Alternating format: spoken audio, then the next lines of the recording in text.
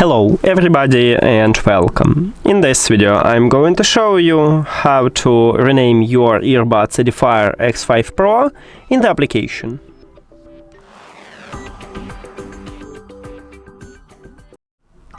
You have to start by open EDIFIER Connex application. If you add your earbuds to the app, you will see the same menu.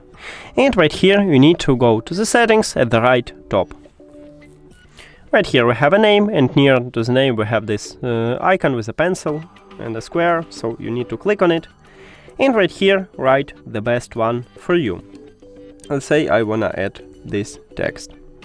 You can also remove something. The most important is to click Save at the right top to save this new name. Confirm. And we did it! Thank you for watching this video. If you found it helpful, please consider subscribing to the channel and leave the like on the video. See you later!